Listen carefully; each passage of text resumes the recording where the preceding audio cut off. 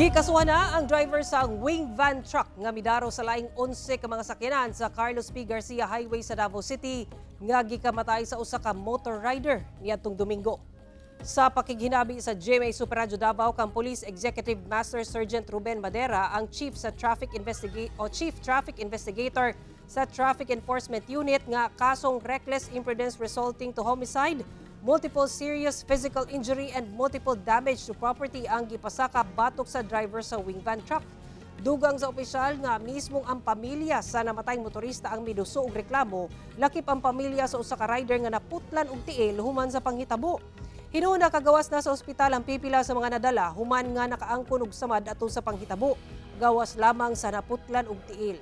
Sa karon nagpabiling anaa sa kustudiya sa Traffic Enforcement Unit ang driver sa maong wing van truck nga wala pay pahayag human sa hitabo. Kay dumduman nga usa ka motor rider ang patay atong sa karambola sa Carlos P. Garcia Highway sa Maa, Davao City niadtong Domingo sa hapon, human nawad-an matud pa og break ang wing van truck hinungdan nga nadaro ang laing 11 ka mga sakyanan.